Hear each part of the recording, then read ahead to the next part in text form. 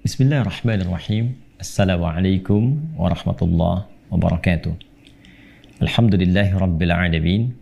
Wassalatu wassalamu ala rasulillahil karim. Nabiyyina Muhammadin wa ala alihi wa sahbihi wa dhurriyyatihi wa ummatihi ila yaumiddin wa ba'd. Saudara-saudariku, as-saimin was-saimat, terkhusus yang tengah menjalani puasa Ramadan, alhamdulillah kita telah sampai dan menjalani puasa Ramadan di hari yang kedua Ramadan 1444 Hijrah. Semoga sampai detik kita menjalani ibadah ini, seluruh apa yang telah kita tunaikan, rangkaian-rangkaian program ibadah yang telah kita kerjakan, berkenan diterima oleh Allah Subhanahu wa Ta'ala dengan penerimaan terbaik, insya Allah. Saat ini spesial di waktu Jumat hari kedua di bulan Ramadan tahun 1444 Hijrah. Sekalipun boleh jadi di beberapa belahan tempat yang terhubung dengan tayangan ini mungkin memiliki waktu yang berbeda. Tapi kiranya ketika memasuki waktu yang sama di hari Jumat, waktu menjelang berbuka, ada beberapa keutamaan yang penting untuk kita kaji sehingga waktu yang tersedia yang dianugerahkan oleh Allah Subhanahu wa Ta'ala untuk kita saat ini bisa kita manfaatkan dengan baik sesuai dengan petunjuk Rasulullah sallallahu alaihi wasallam. Teman-teman, Jumat Sayyidul Ayyam bukan hari biasa, tapi hari yang diistimewakan, hari yang memberikan pesan-pesan yang mencerahkan, hari yang membangkitkan keimanan, menguatkan persaudaraan, sekaligus juga membangun penguatan ketakwaan dan zikir kepada Allah Subhanahu wa Ta'ala. Bila dulu di era jahiliyah mereka menyebut hari ini dengan Yaumul Arubah, hari untuk kebanggaan, hari untuk berpesta, hari untuk melepaskan penat setelah sepekan mereka bekerja. Dari hari pertama Yaumul Ahad, hari kedua Yaumul Itsnain diserap ke dalam bahasa Indonesia jadi hari Senin, hari ketiga Yaumul Thulatha diserap ke dalam bahasa Indonesia menjadi hari Selasa. Hari keempatnya Yaumul Arbi'ah, dari kata arba'ah diserap ke dalam bahasa Indonesia menjadi hari Rabu. Hari kelimanya Yaumul Khamis, dari kata khamsah diserap ke dalam bahasa Indonesia menjadi hari Kamis. Dan hari keenamnya mereka beri nama Yaumul Arubah, hari untuk berpesta, hari berbangga sebagai orang Arab, hari untuk menunjukkan hasil dari pekerjaan yang telah dilakukan. Maka mereka mengisi akhir pekan itu dengan banyak berkumpul di pusat-pusat hiburan, diberi nama dengan aswaq, Suq Okadh, Suq Dumatul Jandal, dan puncaknya mereka akan kumpul di Jabal Kubais yang sekarang dekat ke area Grand Zamzam itu. Ya, ada bukit yang di atasnya dibangun bagian dari istana ya untuk memfasilitasi tamu-tamu dari kerajaan dan sebagainya. Itu berkumpul mereka di sana, kemudian menghabiskan waktu dengan berfoya-foya di masa-masa lalu tentunya, kemudian ya menunjukkan keberhasilan hasil kinerja, diperlombakan siapa yang paling hebat, yang paling banyak hartanya itu yang kemudian yang terpandang, yang paling fakir ya itu tetap akan menjadi strata yang paling rendah. Siapa penyair yang paling hebat itu akan dituliskan nanti syairnya, ditempelkan di dinding Ka'bah dalam tulisan tinta emas yang kelak di era Islam diganti dengan kain kiswah itu. Itulah kehidupan di masa lalu. Sampai Allah berkenan bagi insan beriman diberikan tentang visi kehidupan yang lebih baik.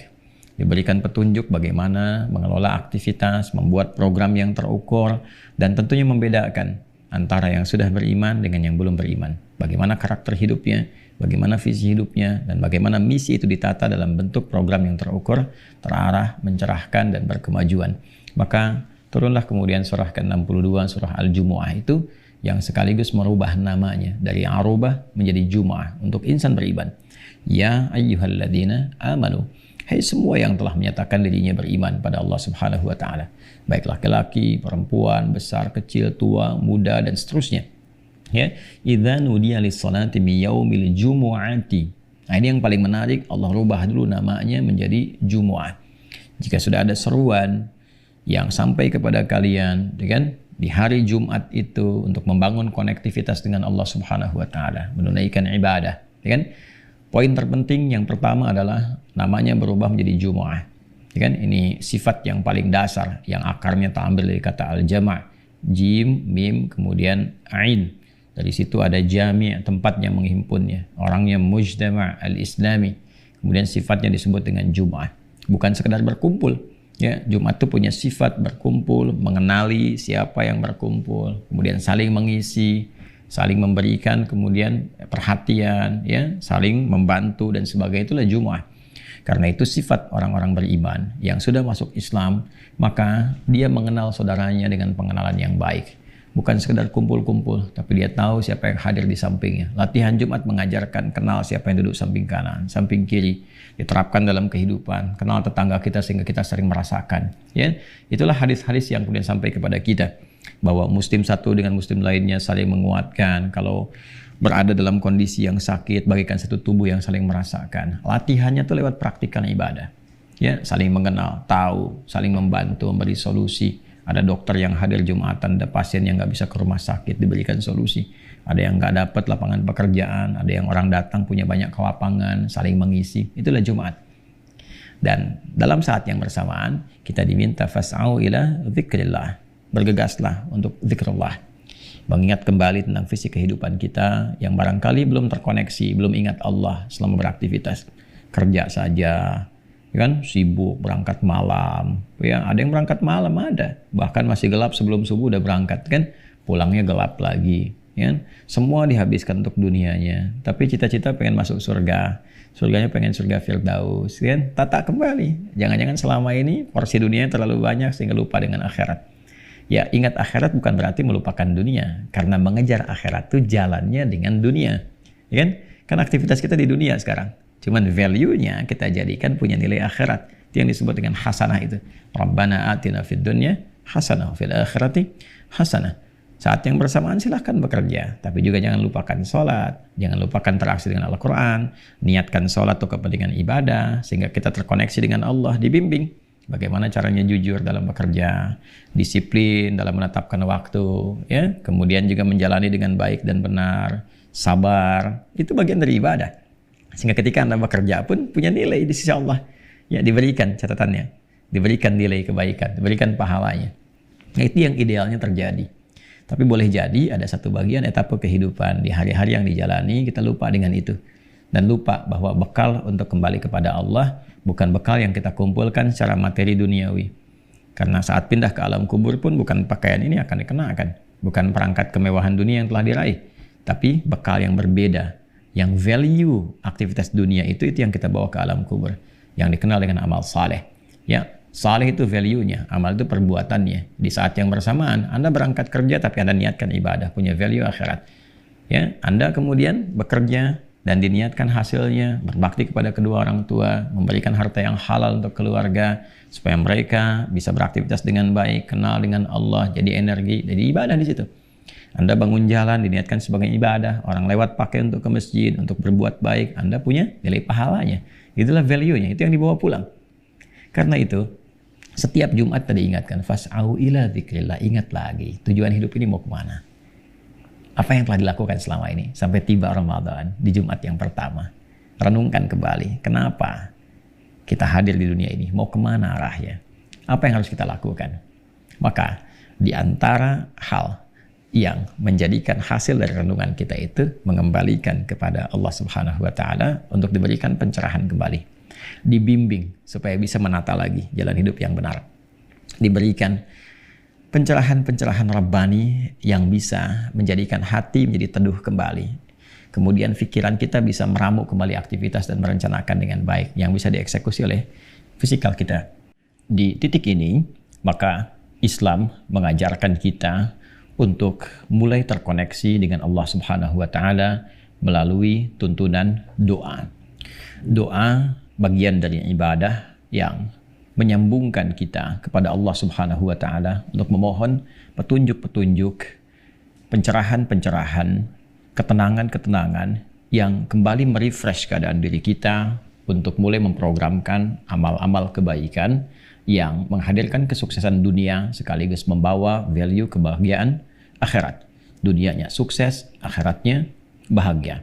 Dan menariknya, di Jumat itu ada satu bagian waktu dalam riwayat yang sangat sahih sampai kepada kita dari keterangan Nabi Sallallahu Alaihi Wasallam bahwa Allah Subhanahu Wa Taala membentangkan kejapan waktu khusus di hari Jumat, yang bila sekiranya seorang hamba bermohon di hari itu, meminta kepada Allah dengan cara yang benar, di waktu yang tepat, permintaan sesuai kebutuhan dunia akhiratnya, maka Allah akan langsung berkenan mengabulkan apa yang ia minta. Dan menariknya, bersamaan dengan itu, bukan hanya sekedar utama di hari Jumat, tapi yang kedua, ada hadis yang spesifik menunjukkan keutamaan orang puasa yang berdoa. Dia sedang puasa sampai dengan dia berbuka, lalu dia bermohon, berdoa, meminta kepada Allah Subhanahu wa Ta'ala. Seperti tersebut dalam hadis riwayat At-Tirmidzi misalnya, di nomor hadis 3598. Pun juga ditemukan di Ibnu Majah sampai dengan di Musnad Ahmad. Riwayatnya semua tersambung kepada sahabat mulia Abu Hurairah radhiyallahu ta'ala anhu, Abdurrahman bin Sakhar, dari Nabi sallallahu alaihi wasallam. Dia bersabda, "Thalathatun la turaddu da'watuhum." Ada 3 golongan yang doanya itu langsung dikabulkan oleh Allah Subhanahu wa Ta'ala. Tentunya sepanjang doa-doa itu adalah untuk kebaikan dunia dan akhirat hamba sesuai dengan maslahatnya. 3 golongan ini, yang pertama disebutkan adalah as-saimu hatta yuftira, orang yang sedang puasa sampai dia berbuka. 3 golongan. Tempat pertamanya orang puasa sampai dia kemudian berbuka, as-saimu hatta yuftira. Yang kedua kemudian al-imamul adil, pemimpin yang punya dasar-dasar keadilan, kebijakan-kebijakan yang membawa maslahat, dan tentunya mendapatkan petunjuk dari Allah Subhanahu wa Ta'ala. Dan yang ketiga, da'watul mazlum, doa orang yang tengah terzalimi dari apa yang sesungguhnya tidak dia perbuat, dari apa yang sesungguhnya tidak dia lakukan, tapi dia menerima perbuatan-perbuatan yang tidak menyenangkan, lantas dia berdoa. Maka sifat doa semacam itu akan sampai kemudian menuju arsy, dibukakan pintu-pintu langit, tufattahu laha abwabas sama, dibukakan pintu-pintu langit, dan langsung qala rabbu, Allah langsung menjawab, kata Nabi sallallahu alaihi wasallam, wa izzati, demi keagunganku, la ansurannaka walau ba'da hin, aku akan langsung menjawab doamu, menolongmu sekalipun mungkin dalam sekejap. Setelah engkau berdoa ini baru dikabulkan, ada masa waktu yang singkat, lalu kemudian diberikan, tapi singkatnya doanya tidak tertolak sepanjang itu sesuai dengan maslahat kehidupannya. Kita bawa kepada bagian pertama, as-saimu hatta yuftira, doanya orang puasa sampai dengan berbuka. Karena itu teman-teman sekalian, di Jumat pertama ini, di waktu yang sangat mulia, waktu yang sangat terbaik, dan kita dalam keadaan berpuasa, secara waktunya pas, kegiatan kita juga sesuai. Bila waktu dan kegiatan bertemu, insya Allah tempat kita memohon pun baik, dan orangnya dalam keadaan yang baik, maka semua keadaan ini menjadi syarat yang sangat sempurna untuk terkabulnya doa. Ya, cepatnya terkabul doa. Maka apa yang bisa kita mintakan kepada Allah Subhanahu wa Ta'ala? Tentu selain doa-doa yang mengantarkan kita berbuka. Apakah kita membaca doa dengan dhahabal dhama'u wa btalatil uruq wa thabatal ajru? Insyaallah. Apakah kita membaca doa dengan Allahumma lakas sumtu wa bika amantu, ya wa ala rizqika aftartu, dan seterusnya? Ataukah doa-doa yang spesifik yang bisa kita mohonkan? Karena yang tadi itu baru pembuka. Ya Allah, aku sekarang berpuasa, aku niatkan karenamu. Aku berbuka pun, aku mencari rezeki yang Kau tetapkan halal, ya. Aku beriman kepadamu, ya Allah. Aku telah puasa, sekarang saatnya dahaga akan lepas, dan apa yang Kau janjikan Kau akan berikan. Ya kan? Nah, janji yang diberikan pertama kali itu di dunia pengabulan doa. Ya kan? Wa thabatal ajru insyaallah, sedangkan nanti pahalanya baru di akhirat diberikan. Nah, dalam konteks kita berdoa ini, tentunya banyak sekali yang kita bisa mohonkan secara spesifik. Silahkan minta dengan bahasa kita, sedalam-dalamnya. Anda yang kiranya di keluarga punya permohonan tertentu, silahkan mohonkan. Yang ingin punya keturunan, silahkan mintakan. Yang ingin diberikan kelancaran dalam aktivitas, pekerjaan, supaya bisa hasilnya digunakan untuk ibadah, silahkan mintakan kepada Allah. Yang ingin diberikan kemudahan dalam pengetahuan, supaya bisa mengenal dan menaati Allah, silahkan mintakan kepada Allah. Di antara sekian doa itu, ada satu bagian doa yang diajarkan oleh para ulama kita, dimintakan khusus di hari Jumat bersamaan dengan saat ini, dengan kalimat yang singkat, padat, tapi begitu bermakna. Allahumma kfina bihalalika an haramik wa aghnina bi ta'atika an ma'siyatik wa bi fadlika amman siwak. Khusus di hari Jumat, teman-teman yang tadi baru Jumatan, Anda bisa langsung bacakan doa ini setelah Jumat atau duduk di antara dua khutbah itu, ya, saat khatib duduk di antara dua khutbah. Nah, sekarang kita akan berbuka. Tadi pengantarnya sudah saya sampaikan, harinya Jumat, hadis tentang puasanya berlaku. Lalu kita bisa mohonkan ini saat kita akan berbuka atau setelah kita sedikit membatalkan puasa kita, kemudian kita mohonkan secara spesifik. Allahumma kfina bihalalika an haramik. Ya. Wa aghnina bi ta'atika an ma'siyatik. Ma'siyatik. Wa bi fadlika amman siwak. Ya. Baik teman-teman, kita lihat doanya. Allahumma kfina. Allahumma kfina. Bila menyebutkan sekali lagi kata Allahumma, gabungan dari ya dan Allah. Allahumma yang disertai dengan ketundukan, ketawaduan, kepasrahan, dan penuh harap. Artinya minta doanya dengan tawadhu, ya kan? Dengan kesungguhan, penuh harap, tapi kita merendah sebagai hamba. Ya Allah, ya kan? Ikfina, Allahumma kfina. Ya Allah, mohon cukupkan untuk kami. Ya, kata na di sini menunjuk pada bentuk jamaah, memberikan kesan menghadirkan orang-orang terbaik sekitaran kita, bukan hanya berdoa untuk personal, karena kita menginginkan kebaikan yang menyeluruh untuk ayah bunda, untuk anak-anak, untuk suami dan istri, keluarga, teman, kerabat. Allahumma kfina. Dan bayangkan bagian orang-orang yang kita sertakan dalam doa itu, apakah ayah kita, ibunda kita, kerabat kita, kan? Allahumma kfina bihalalika an haramik. Ya Allah, mohon cukupkan untuk kami dalam hidup ini bihalalika, yang halal darimu saja, semua yang halal, ya, dan jauhkan dari yang haram-haram. Pokoknya kalau berpasangan dengan cara yang halal, kemudian bekerja mendapatkan yang halal, hasil dari pekerjaan halal, membeli sesuatu dikonsumsi halal, pakaiannya halal, minumannya halal. Ya Allah, kami pengen semua dalam hidup itu mendapatkan yang halal darimu saja. Maka kita mohon pada Allah diberi kekuatan, diberi jalan untuk mendapatkan apapun bagian dari rezeki dan kehidupan kita dengan cara yang halal. Ini bagian pertama. Halal itu artinya tidak ada persoalan, ya kan? Lawannya haram. Baik, halal, orang Arab kalau mengatakan hilul mushkilah, ya kan? Atau hilul ahbal, benang kusut masalahnya sudah hilang, sudah lurus kembali, sehingga tidak ada masalah yang difikirkan. Artinya apa? Memberikan kesan orang-orang yang kehidupannya didapatkan dari yang tidak halal, itu sebetulnya sedang menggelisahkan dirinya, sedang punya persoalan, sedang banyak pikiran, makanya gelisah, nggak mau ketahuan orang, takut kalau dilihat orang dan sebagainya.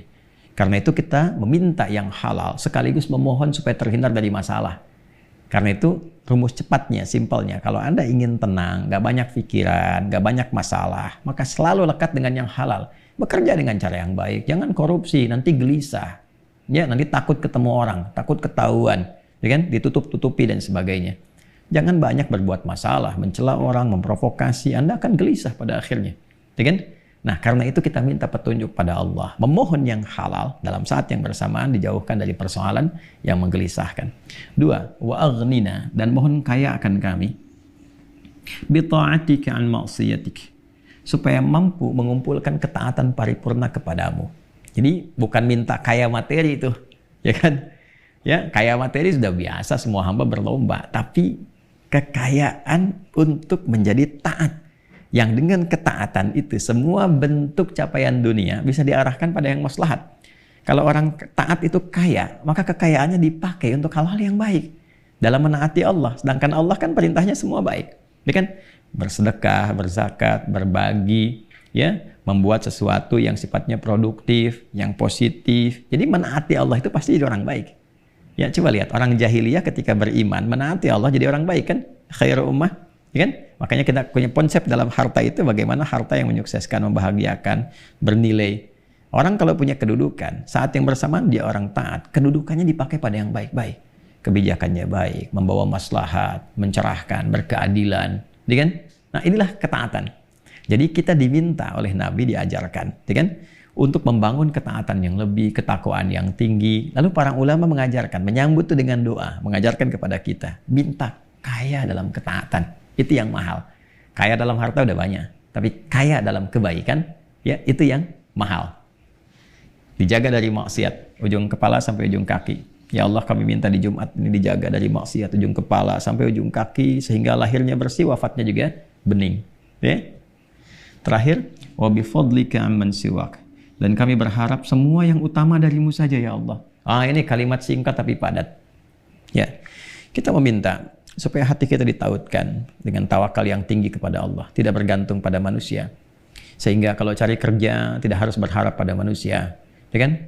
Ingin dapat sesuatu tidak harus gantungkan pada manusia sehingga cepat kecewa, capek, lelah, gelisah, merasa tersaingi dan sebagainya. Kita minta semua anugerah kehidupan dari Allah karena Allah yang punya, Allah yang mengatur dan gak tanggung. Minta yang utama, yang darimu saja ya Allah.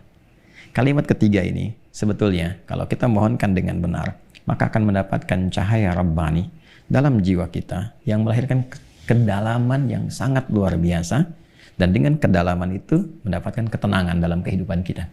Jadi ketika seseorang bergantung kepada Allah, dia bisa membaca segala hal dengan cara yang baik. Kalau diuji, dia bisa sabar. Kalau dapat sesuatu, dia bisa bersyukur sehingga tidak berlebihan dalam mengekspresikan semua nikmat yang Allah titipkan kepadanya. Karena itu jangan tanggung. Kalau berusaha, dapat yang paling utama. Anda yang pelajar, jangan tanggung prestasi yang tertinggi, IPK yang sempurna. Tapi saat yang bersamaan, mohon kepada Allah supaya dibimbing dengan ilmu itu menjadi benar.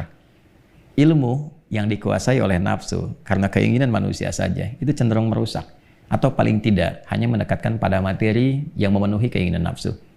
Tapi ilmu yang dibimbing oleh nilai-nilai Rabbani, nilai kebaikan, maka dampaknya akan semakin dahsyat, manfaatnya akan semakin luas, maslahatnya luar biasa, dan pada saat yang sama, dia tidak ketinggalan dunia.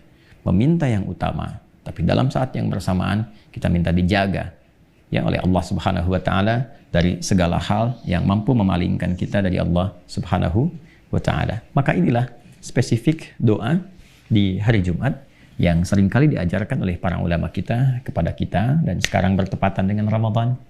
Jadi kita betul-betul memohon kepada Allah, semoga doa kita dikabulkan dengan 3 ini.